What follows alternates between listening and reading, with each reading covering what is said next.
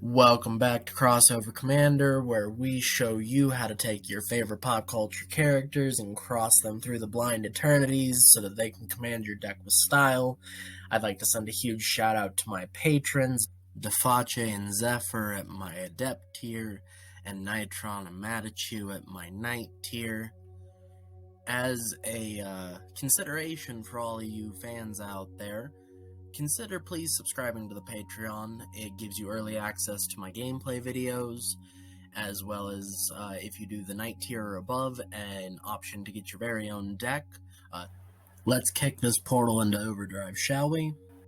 Hold on to your tacos, it's Lawn-mageddon. Let me introduce you to Crazy Dave and Zomboss, the magic cards. We've got Crazy Dave of the East Tree for 4 and 2 green.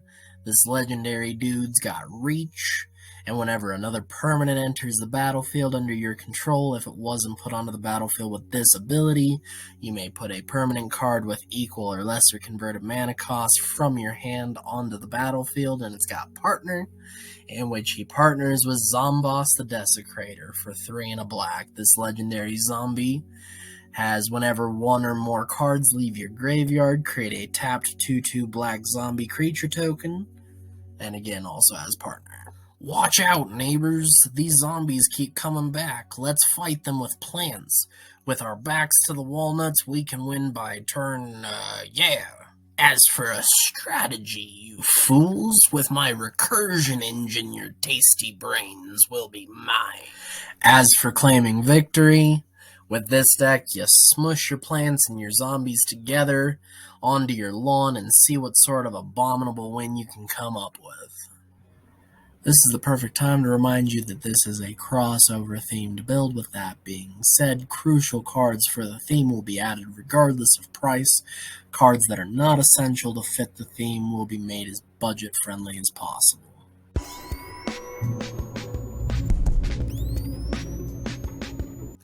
Let's start by getting this lawn in order. We've got Dryad Arbor, 12 forests, a command tower, 12 swamps, and Dakmor Salvage. Then we've got Fabled Passage, Evolving Wilds, Myriad Landscape, Terramorphic Expanse, and Warped Landscape. Then to finish it up, we've got Golgari Rot Farm, Lotus Field, Haunted Fengraf, Soul Ring, and Arcane Signet.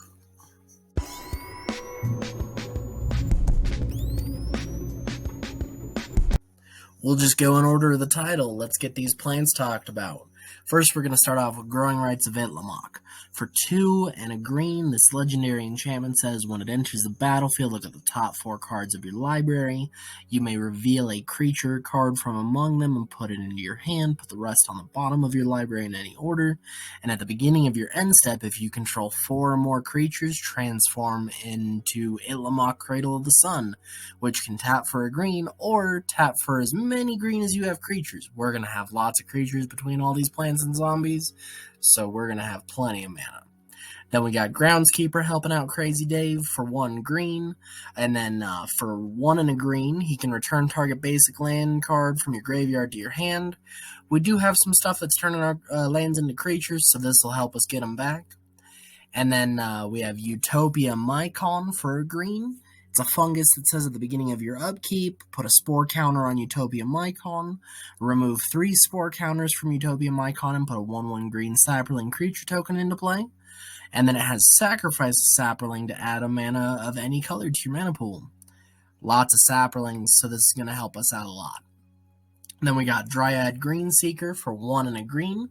It can tap to look at the top card of your library. If it's a land, you may reveal it and put it into your hand. If it's not, you just leave it there. Good source of kind of pseudo card draw in this deck. Alright, then we got Fungal Plots for 1 and a green, and it says for 1 and a green, exile a creature card from your graveyard, create a 1/1 green Saproling creature token, and you sacrifice 2 Saprolings, you gain 2 life, and draw a card. Good source of card draw here. Then we got Gate Creeper Vine for 1 and a green. This plant defender says when it enters the battlefield, you may search your library for a basic land or a gate card and reveal it and put it into your hand. Then we got Golgari Germination for 1, a black and a green. This enchantment says whenever a non-token creature you control dies, create a 1/1 green Slapperling creature token. Then we got Heartwood Storyteller for 1 and 2 green. This tree folk says whenever a player plays a non-creature spell, each of that player's opponents may draw a card. It's going to help out some of our opponents, but it'll also help us out, which is great. This is where Crazy Dave's plans really kind of get out of control. We've got Spawn Wraith for 2 and a green. This elemental has trample, and whenever Spawn Wraith deals combat damage to a player, you put a token that's a copy of Spawn Wraith onto the battlefield. So if you keep dealing damage with it, keep spawning more tokens of it. And then we got Life and Limb for 3 and a green. This enchantment says all forests and all sapperlings are 1/1 green sapperling creatures and forest lands in addition to their other types. This is what I was talking about with those lands turning into creatures. Then we've got Ashaya, Soul of the Wild for 3 and 2 green. Ashaya, Soul of the Wild's power is equal to the number of lands you control, power and toughness, mind you. Non-token creatures you control are forest lands in addition to their other types. Then we've got Michaelis for 3 and 2 green. It has Devour 2. As it enters the battlefield, you may sacrifice any number of creatures. This creature enters the battlefield with twice that many 1/1 counters on it. And then at the beginning of your upkeep, create a 1/1 green sapperling creature token for each +1/+1 counter on Michaelis. Then we've got Seed Guide Ash for 4 and a green. This tree folk says when Seed Guide Ash is put into a graveyard from play, you may search your library for up to 3 forest cards and put them into play tapped. If you do, shuffle your library. Then we've got Spore Mountain for 3 and 2 green.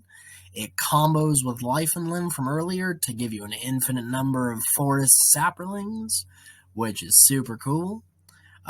Make sure you have a way to sacrifice Spore Mound or Life and Limb, or else you lose because you draw.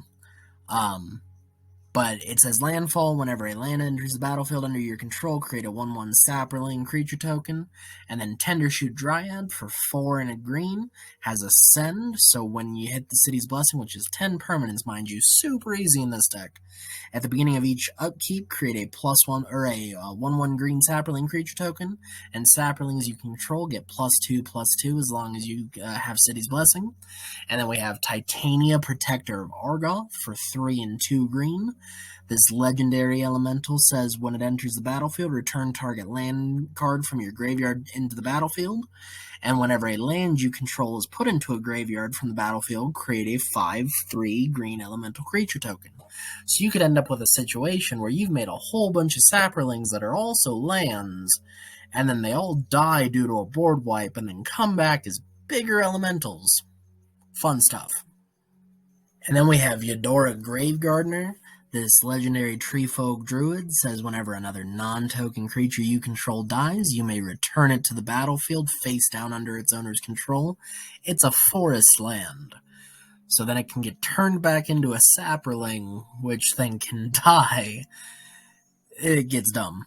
And then we have Zendikar's Royal for 3 and 2 green. It also has landfall, and it says whenever a land enters the battlefield under your control, create a 2/2 green elemental creature token. And then Ancient Green Warden for 4 and 2 green has reach, and you may play lands from your graveyard. And if a land entering the battlefield causes a triggered ability of a permanent you controlled, trigger it an additional time. And then we've got Bane of Progress for 4 and 2 green. It says, when Bane of Progress enters the battlefield, destroy all artifacts and enchantments, and put a 1/1 counter on Bane of Progress for each permanent destroyed this way. Can hit some of your stuff, mostly hits other people's stuff, because this deck has mostly creatures in it with a couple of enchantments and a couple of artifacts. Good stuff. And then to finish up the plants, we got the big boys. We've got Phyto Titan for 4 and 2 green. It says when he dies, return it to the battlefield tapped under its owner's control at the beginning of his or her next upkeep. And then we've got Soul of the Harvest for 4 and 2 green. It's got Trample, and whenever another non-token creature enters the battlefield under your control, you may draw a card. And then Avenger of Zendikar for 5 and 2 green. says when it enters the battlefield, create a 0/1 plant token for each land you control, and then whenever a land enters the battlefield under your control, you may put a +1/+1 counter on each plant token or on each plant creature you control. And then we have Leech of Tangle. For 6 and 2 green, it has Trample, and whenever Leech of Tangle deals combat damage to a player, you may choose any number of target lands you control and put an Awakening counter on each of them. Each of these lands is an 8/8 green elemental creature for as long as it has an Awakening counter on it. They're still lands. And then we have Verdant Force. For 5 and 3 green, at the beginning of each of your upkeep, or at each upkeep, create a 1/1 green sapling creature token. Now, with Leech of Tangle, it is something to talk about here for a quick second. In Magic, when you have competing effects that are affecting something the same way, like turning your forests into saplings and then turning your forests into 8/8 elementals, it is the last effect that hit it that's primary. So as long as you trigger your Leech of Tangle after the fact, after they've become a sapling, then they're going to be the bigger creature. Pretty spiffy.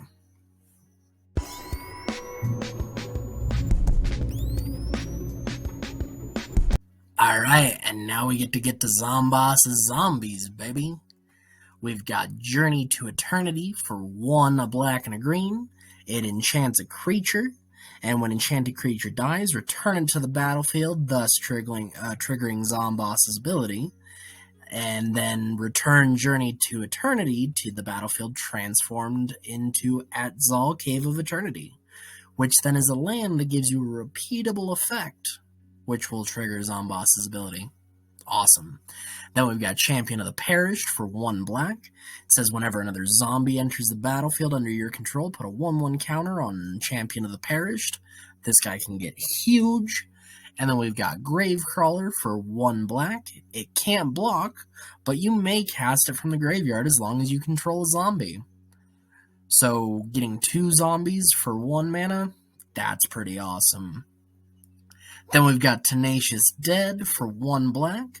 When Tenacious Dead dies, you may pay 1 and a black. If you do, return it to the battlefield tapped under its owner's control. And then we've got Tortured Existence, because Zomboss does some mean experiments.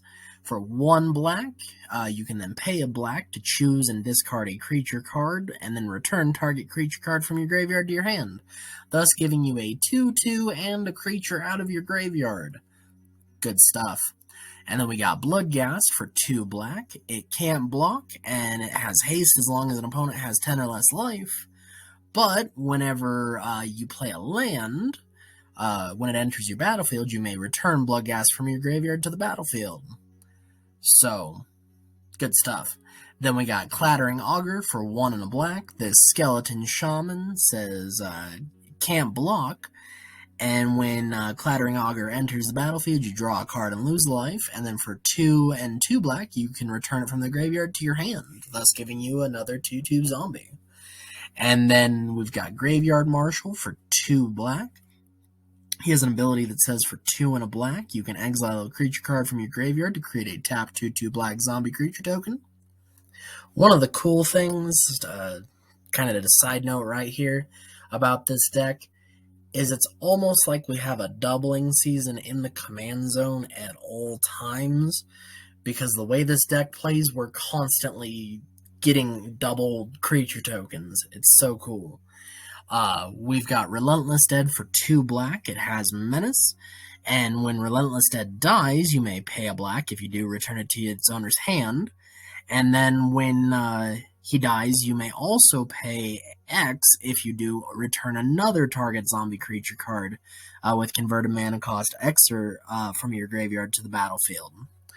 So you can actually get 2 creatures, itself and another, but you will only get 1 extra creature token because it's on instance of the ability. And then we've got Reassembling Skeleton for 1 and a black, and for 1 and a black, you can return it from the graveyard to the battlefield tapped. And then we got Shepherd of Rot for 1 and a black. It can tap, and each player loses 1 life for each zombie on the battlefield, which can be devastating. And then we've got Tainted Adversary for 1 and a black. Death Touch, and when Tainted Adversary enters the battlefield, you may pay 2 and a black any number of times, which we have a way to get infinite mana in this deck, so that can be a lot. When you pay this cost 1 or more times, put that many +1/+1 counters on Tainted Adversary, and then create that twice that many 2/2 black zombie creature tokens with Decayed. And it says a creature with Decayed can't block, and when it attacks, you sacrifice it, but that's no biggie. Alright, then we got Corpse Weft for 2 and a black. It's an enchantment that says for 1 and a black, exile 1 or more creature cards from your graveyard, and put a XX black zombie horror creature token onto the battlefield tapped, where X is twice the number of cards exiled this way. So, with this one, you want to only be exiling 1 card, because Zomboss's ability will only trigger the 1 time. So, keep that in mind. And then we've got Crowded Crypt for 2 and a black. It can tap for a black, and whenever a creature you control dies, put a corpse counter on Crowded Crypt. And then for 4 and 2 black, you can sacrifice it and create 2/2 black zombie creature tokens with Decayed for each corpse counter on Crowded Crypt. This can be dumb. Say you have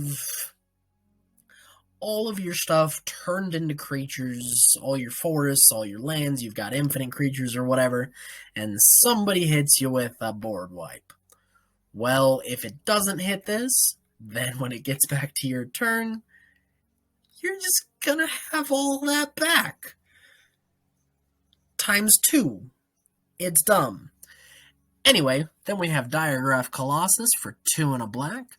This zombie giant says when he enters the battlefield, he gets a +1/+1 counter for each zombie card in your graveyard, and then whenever you cast a zombie, you create a tapped 2/2 black zombie creature token. And then we got Fleshbag Marauder for 2 and a black. This zombie says when he enters the battlefield, each player sacrifices a creature. We're going to have plenty of tokens to sacrifice. Other people might not, so that's going to suck for them. Alright, then we've got Endless Ranks of the Dead for 2 and 2 black. At the beginning of your upkeep, create a X 2/2 black zombie creature tokens, where X is half the number of zombies you control rounded down. This is kind of a win more card, but still, it's awesome. And then we've got Graveborn Muse for 2 and 2 black. At the beginning of your upkeep, you draw X cards and you lose X life, where X is the number of zombies you control. Be careful with this card, it can kill you. And then we've got Open the Graves for 3 and 2 black. It says whenever a non-token creature you control dies, create a 2/2 black zombie creature token. And then we've got Corpse Harvester for 3 and 2 black. It's got an ability for 1 and a black and tap it. You can sacrifice a creature and search your library for a zombie card and a swamp card, reveal them and put them into your hand, then shuffle your library. And the nice thing is this actually kind of crosses over to Crazy Dave, because with his ability, you might be able to just play those out of your hand. Super cool.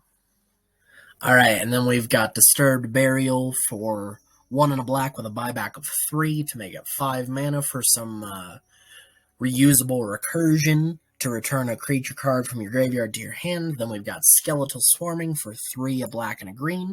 It says each skeleton you control has trample.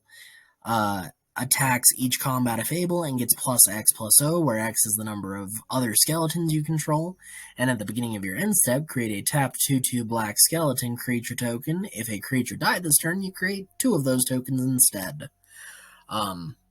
Skeletons are basically zombies, right? And then we've got Gravespawn Sovereign for 4 and 2 black. Tap 5 untapped zombies you control. Put target creature card from your graveyard onto the battlefield, getting you yet again another tapped zombie. And then Harvester of Souls for 4 and 2 black.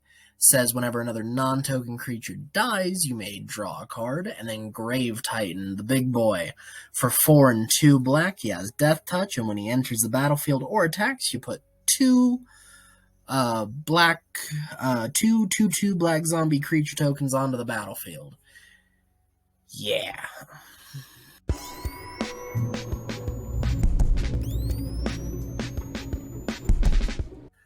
Alright, now that we've gone over the plans and the zombies, we can look at the cards that are mutually beneficial or mutually destructive. You choose. First off, we've got the legendary Taco of Crazy Dave. For 1 generic mana, it says whenever a permanent enters the battlefield tapped, under your control, you untap it. This breaks this deck. It is so dumb. For 1, all of the zombies that come in off a Zomboss become untapped. And 2, it can give you infinite mana with Golgari Rot Farm and Crazy Dave, because you can bring it in untapped, tap it, bring it back, do it again, over and over and over again. Stupid. Very, very stupid. And if you're doing that, while you have a card that has landfall that gives you a token, you get infinite tokens. It gets dumb. And then we've got Rancor for 1 green mana. This enchantment gives you +2/+0 and trample. And if it gets put into a graveyard, you return it to your hand automatically. And then we've got Phyrexian Reclamation for 1 and a black. It allows you to pay 2 life and return target creature card from your graveyard to your hand, and it only costs 1 single mana to play. Then we've got Quest for Renewal for 1 and a green. It says whenever a creature you control becomes tapped by attacking or tapping for mana or whatever, you may put a quest counter on Quest of Renewal. As long as there are 4 or more quest counters, untap all your creatures you control during each other player's untap step. Dumb.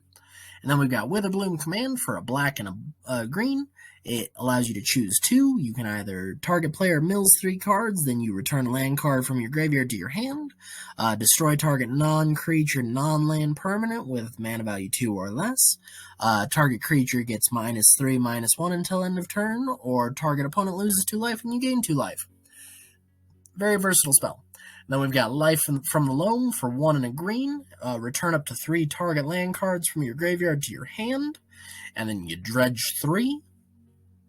This will keep your graveyard full so you can keep recurring stuff and keep playing your lands and keep getting landfall triggers, and it just gets dumb. And then we've got Nim Deathmantle for 2 generic mana. It says equipped creature gets +2/+2 and has Intimidate and is a black zombie.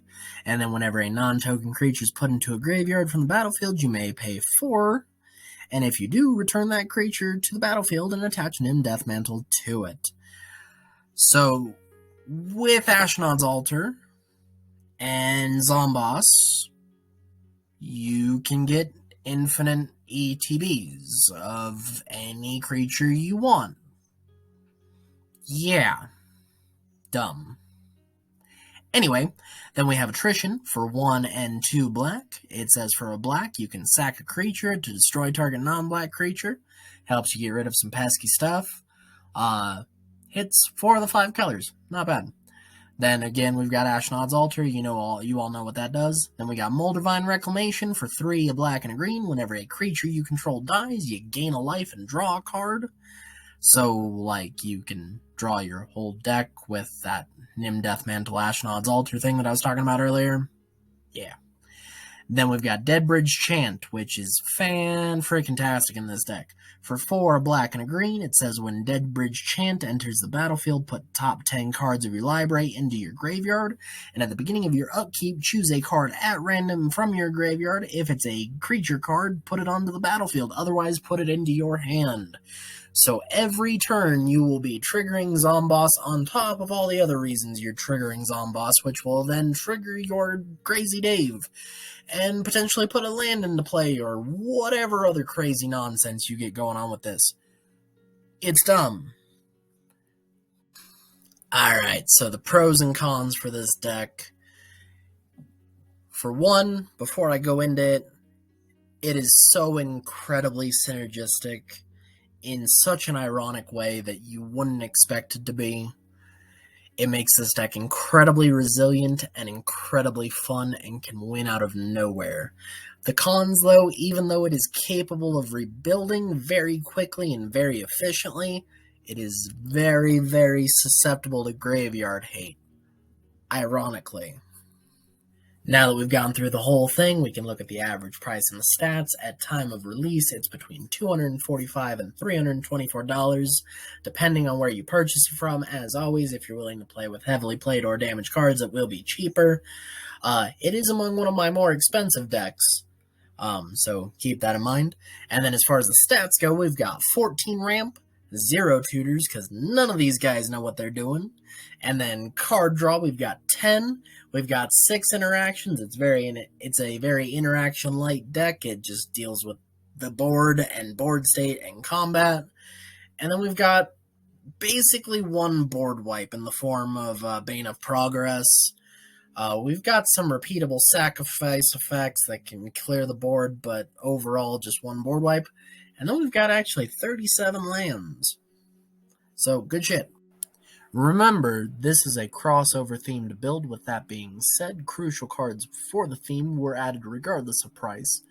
Cards that were not essential to fit the theme were made as budget-friendly as possible. If you want to optimize this list, feel free to leave your upgrades in the comments section below. Most importantly, this deck is meant to be a new and engaging way to spice up your Commander games, so fun is the top priority. Thank you for watching this crossover deck tech. If you liked this video, check out our other content on YouTube or TikTok. Your viewership means the multiverse to the crossover commander, and if you would like to become a part of this growing Terran reality, you can like, share, and subscribe. If you would like to vote on the next pop culture character to crossover, check out our Patreon where we have some awesome perks. If you have any ideas or complaints, feel free to leave them in the comments section below. Now that this portal's closing, see you next time.